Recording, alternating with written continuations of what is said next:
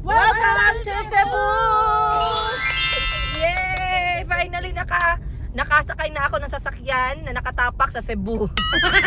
Hindi pa ako nakatapak guys, mamaya kalmahan lang natin ha. Baby kalma muna dahil medyo malayo-layo pa yung biyahe namin, pero we are finally, officially in Cebu! Ang saya-saya. First time hindi ko akalain na aabutin ko yung Cebu at age of 24. I am so proud. I'm so proud. Okay, sige, mamaya na lang yung drama. Alright! Dumating na din kami ng Boal!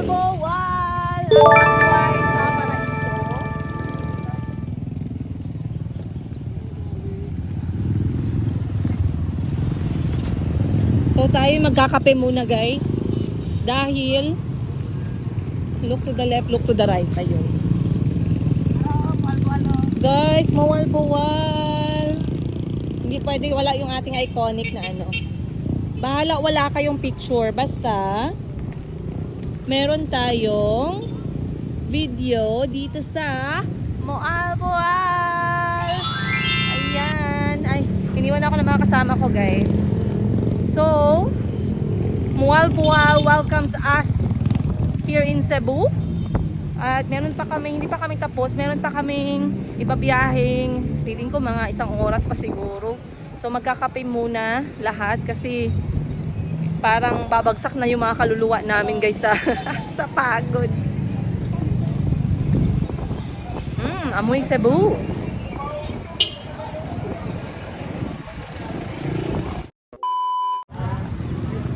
I-tour mo naman kami dito sa Cebu, madam. Guys, ito na yung famous puso ng Cebu. Yan pala yung puso. Anong laman yan?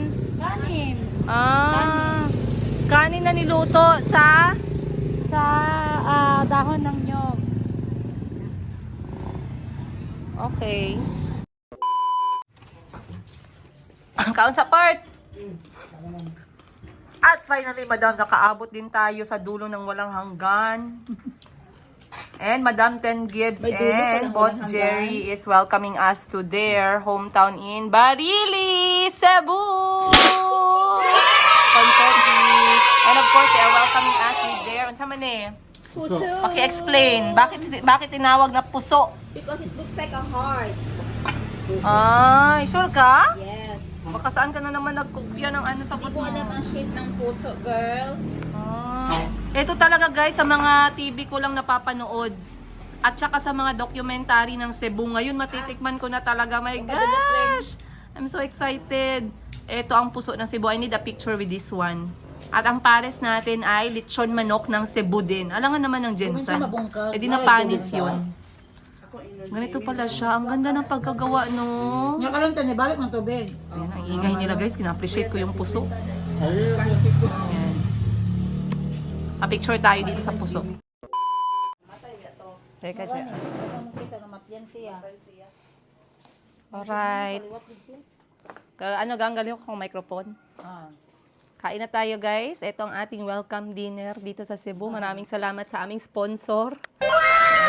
Tanong kung tayo ba ay guest of honor dito sa kanilang piyesta. Sana all. Makikikain lang po kami. Guest lang, walang honor. So, paano ba ito buksan? Ganyan lang. No, you find the slice of the The slice. Yeah. And then, No, this one. Ano? Asang slice the blade? are. Oh. Are. Ako na mo diha. Oh, okay. Just broke. Ng kanon. Na. Okay. Then you divide it into half. Then you bite. Oh, okay. Di na siya babungkaga. Bisa gunitan mo na. Di mahulog. Pala sudaan. So, para siyang yung kanin na niluto sa dahon ng saging. Amoy dahon ng saging. Ito naman, amoy niyog. Ang diyan masira ga. Kay ihang mo lang man siya. Ihang mo dito sa sa taas ng dingding. Hindi masira. Bakit hindi masira? Hindi mapanis? May mga ano man sa breather. Finally, the taste of Cebu. Ay, kung ano ba, lechon? Ang hirap naman ng kanin, walang ulam. Ito.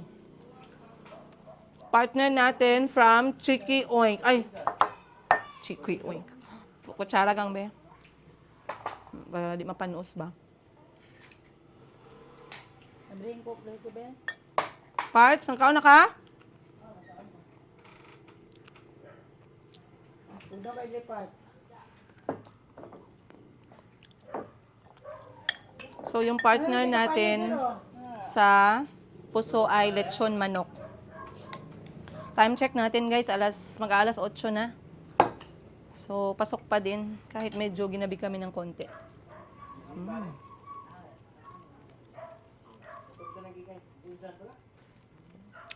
Salamat nga pala sa lahat na nag-welcome sa atin sa Dumaguete. Ang daming nag-comment guys. And syempre ngayon naman Cebu tayo.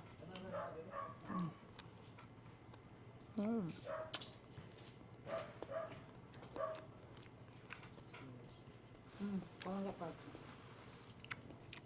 Naman ito mag-imod dyan po. There's no other. Sobrang interesting.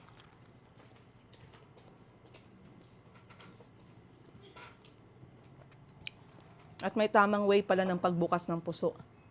Toyo. Teka.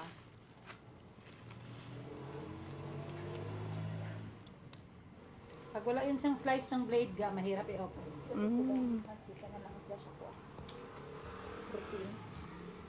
Protein. Masarap, maanghang. Chicken. Chicken na lang.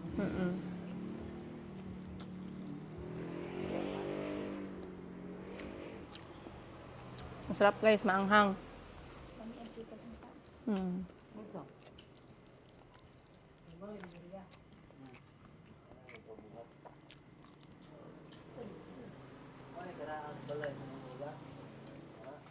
Paano kumain ng mga sosyal? Di ba may mga kahoy? Wala pag-anak si Jerry, ano nang balaya?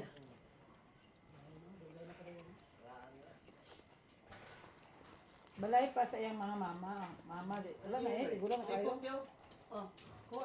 Basta Jim, wala mo kagatigulang Jim, oy?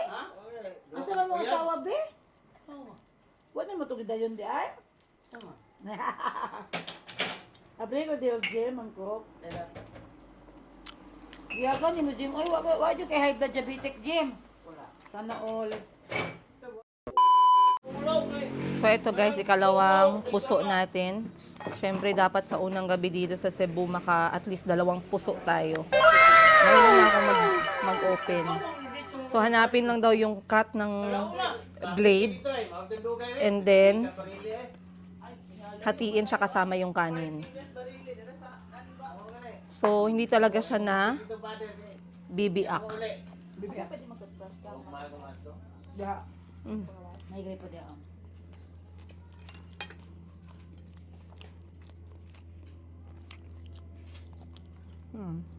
Ikaw nang isa na po yung Jim, kamu lang talo. Mami Grace, tayo ka solid this Mami Grace? Ito? Mami Grace? Wala.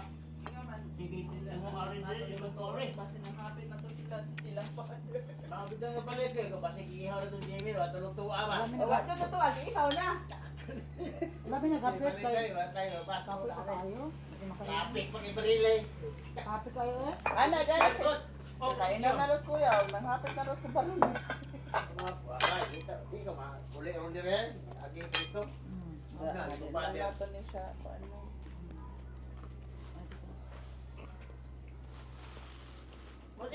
Badig, Manok. amo lutuon di mo ikabot din niya mo mga ola ko niya mga badig hapit lang Kaya pade. ano na ito, kakapalit ito lutuan. Jimmy, kaya ako kumayon lutuan. Oh, kali.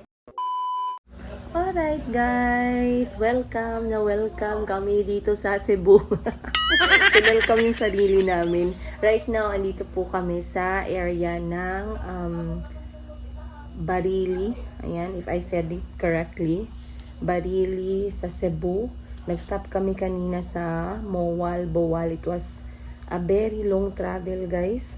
Yung parang feeling namin wala nang katapusan yung parang inikot namin yung Pilipinas.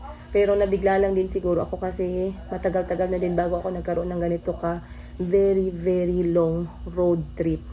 Parang kung bibilangin, parang magti 36 hours kami on the road and on the barge. Ayan. So ngayon ay dumating naman kami safe and sound, alhamdulillah, and kaka-wash up lang namin dahil matutulog kami ng maaga. Bukas ay meron kaming pupuntahan. Ayun, ang tinitirahan namin dito ay ang bahay ni Madam Ten Gibbs at ng aming brother-in-law. Kung papayag si Madam Ten Gibbs, magbibigay tayo ng house tour bukas. Pero magpapaalam muna tayo guys. Ngayon hanggang dito lang muna tayo sa gilid ng pader.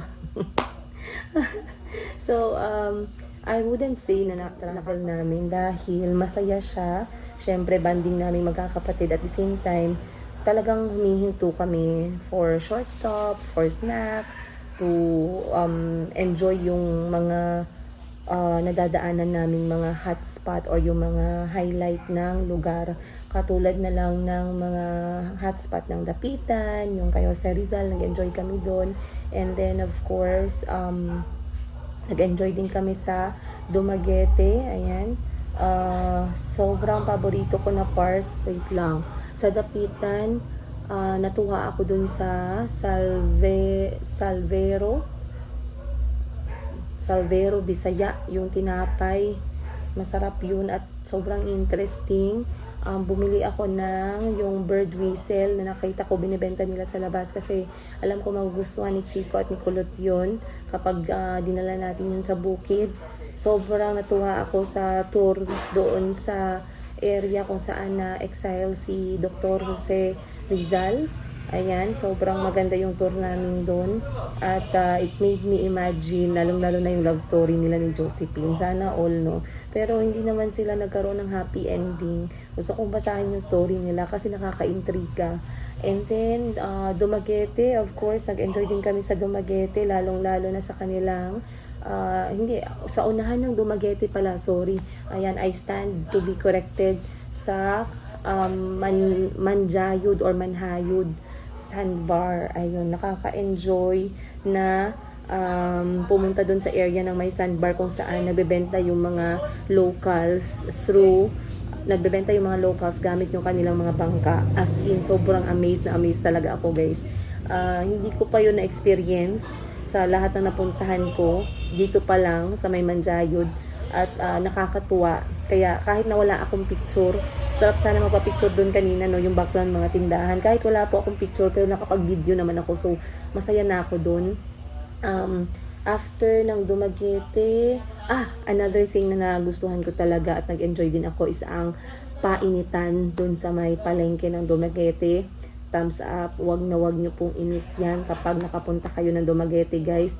Perfect time for your breakfast. Ang sarap ng kanilang chocolate shot na aming nilagay, or pwede mo siyang inumin, lagyan ng mainit na tubig, or pwede mong itapping sa iyong mga kakanin. Sobrang sarap ng Tres Marias. OMG. Naubos ko yung pagkalaki-laking Tres Marias guys. And the locals are all very friendly. Ayan, hello sa lahat ng mga Dumagueteñon at sa mga Dapitanyon. Tama ba yung tawag ko guys? Sorry if mali. And ano pa ba? So far yun lang naman. Dito sa Cebu, dumaan kami ng Buwal-Buwal. Saglit lang. Doon kami bumili ng aming doon kami nagkape for our stop. And then dito sa may Barili, nakabili na kami at natikman ko na ang pinag-uusapan nilang puso ng Cebu. So sa wakas, ang dami kong na-check. Ayun, maraming salamat. Maraming salamat syempre sa sponsor ng trip na to dahil hindi to magiging posible kung walang sponsor. Dahil unang-una ayoko sanang sumama dahil feeling ko sobrang mamimiss ko yung mga anak ko. Pero talagang mga kapatid ko alam nila yung level ng aking mental and physical health. Ayan. At saka may nakikita pala akong mga bashers no na nagki-claim na mental health, for physical health, for emotional health. Wala akong masabi sa inyo. You will never know how it is to be on my shoes. You will never know how it is to be in my shoes. So it's useless to talk about it, and I'm not even going to try to defend myself. Ayan, I just wish you guys well. I just wish all the haters and bashers of my story well, and I pray and hope that you will never experience what I've been through. I pray and hope that you have someone that you trust, you have a partner, and your family is whole, because I wouldn't want to wish for a family to be broken. Yan ang yung masasabi ko. At para sa mga judgmental na hindi nakakaintindi, hanggang dun lang talaga yung level nyo. Hanggang dun lang sa hindi kayo makakaintindi. At never na never nyong maiintindihan.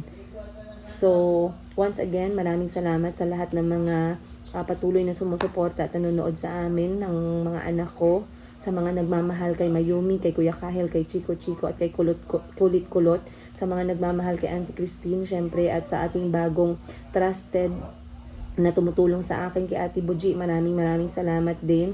Maraming salamat sa lahat ng mga patuloy na nagsisend sa akin ng mga nice and kind words, mga sympathetic messages. Maraming salamat po. It makes me really have goosebumps kapag nakaka-receive ako ng mga message na, alam niyo yun, they don't say a lot, pero nafe-feel ko, maybe because they've been through it, or they can relate somehow in my story. So, I don't want to miss na magpasalamat sa inyo. At syempre, hindi nyo lang ako tinanggap, pati yung buong pamilya ko, yung nanay ko, yung mga kapatid ko, yung mga malalapit sa akin, yung mga trusted ko. Maraming salamat po sa inyo. And mahal na mahal po namin kayo. And I wish I could give you all a hug, because I really need, I would prefer hug any day. I'm trying to be strong, because bata pa yung mga anak ko, guys. And like you always sabi na I am strong, ako yung pinakamalakas, ang galing kong nanay. I just face my battle one at a time. I wake up each day trying to be the best mom and trying to provide for my family. Yun lang. And every day is a challenge for me. And may mga downsides din ako, guys, katulad nyo. Ayan. But yeah, I try my best. And of course, hindi mawawala yung mom guilt. Talagang nandyan na yan forever. But like I said, my only prayer is makita ko yung mga anak ko and makasama ko sila and to see them in their every milestone in life. Ayun. So maraming salamat once again, you guys. Hindi pa kami tapos dahil kakadating lang namin ng Cebu. Alam naman, umuwi kami agad, guys. 36 hours kami nagbiyahe. I-enjoy naman natin yung Cebu bago tayo bumalik by road ulit pabalik ng General Santos City, inshallah. Maraming salamat, guys. Much love from us, from my family. And yeah, to you. We'll see you guys on the next episode. By the way, you guys, sa mga nag-comment po na hindi po pantay yung kilay ko, pantay po yung kilay ko, yung mukha ko ang hindi pantay. Okay? Kasi tinitigan na ng mga kapatid ko to, tinitigan na namin sa salamin to, and professional po yung gumawa nito. So, yung mukha ko lang po ang hindi symmetrical. Pero yung kilay, pantay po yan. Promise ko sa inyo yan. Makidlatan man ako ni Lord. Pero pantay po talaga yan, guys. And please, wag nyo namang ipilit na hindi pantay, kasi baka mamaya ipabura ko na lang to. At magpalagay na lang ako ng 3D na kilay, guys. Pero anyway, hindi talaga siya tikwe, o hindi siya, anong tawag mo dun? Kasi marami nag-comment na hindi daw pantay. Sa tingin nyo lang yan, guys, pantay yan. Baka lasing kayo habang tinitingnan nyo tong video na to. Uminom muna kayo ng tubig. Pero pantay po talaga yan, guys, promise, no joke. Ayan, seryoso po talaga. Huwag kayong mag-alala. Pag nakita nyo ako in person, tingnan nyo na lang kung pantay ba or hindi. And then sabihan nyo ako. Kasi i-vlog ko na lang yung salon na nagawa ng kilay. Pero hindi. Kasi hindi kaya. Kasi kahit dati yung original ko na kilay, guys, hindi din yun pantay. So, baka sinunod lang ng professional yung original kong kilay. Pero anyway, it's no big deal. Bahala na si Lord sa kilay. Alright, yun lang. Bye.